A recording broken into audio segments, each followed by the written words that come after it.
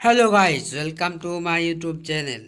বন্ধুরা, আজ আমরা দশম শ্রেণীর জীবন বিজ্ঞান কোশ্চেন পেপার আলোচনা করব। দেখো, এবছরের সেকেন্ড ইউনিট টেস্টের কোশ্চেন পেপার। সঠিক উত্তরটি নির্বাচন করো। অযৌন জনন সম্পন্নকারী একটি প্রাণীর নাম কি? দেখো, উত্তরগুলো কারেকশন করে নেবে।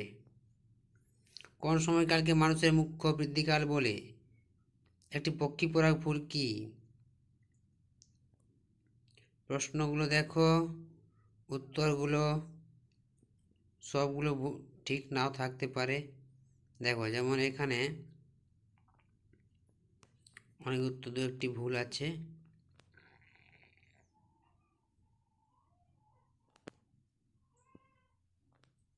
দেখো, প্রদত্ত কোনটি জেরোফাইট? দেখো, জেরোফাইট উদ্ভিদ কোনটি? এখানে সুন্দরী গাছ জেরোফাইট উদ্ভিদ নয়, এখানে জেরোফাইট উদ্ভিদ হচ্ছে ক্যাকটাস।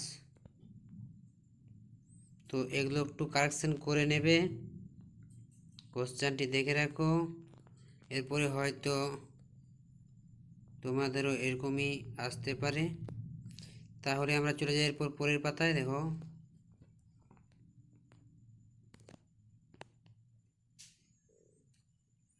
দেখো নিচে সত্য ও মিথ্যাগুলো দেখবে। একটি বাক্যে উত্তর দাও, শর্ট কোশ্চেনগুলো করবে। এবার দেখে নাও কোশ্চেনটা।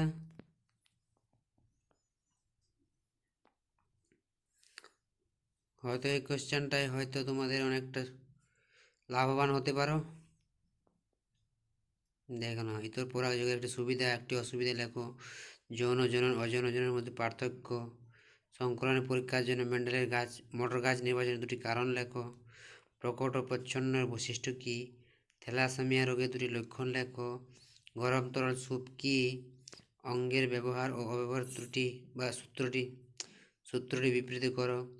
রুই মাছের জলজ অভিযোজনে পটকার ভূমিকা কী? এগুলো এবছর খুব সহজেই এসেছে। উদ্ভিদের 3 প্রকার প্রাকৃতিক অঙ্গজনন চিত্র উদাহরণ সহ বর্ণনা দাও। সপুষ্পক উদ্ভিদের নিষেক পদ্ধতি চিত্র সহ বর্ণনা করো। মেন্ডেলের এক সংকরজনন পরীক্ষাটি চেকার বোর্ডের সাহায্যে দেখাও।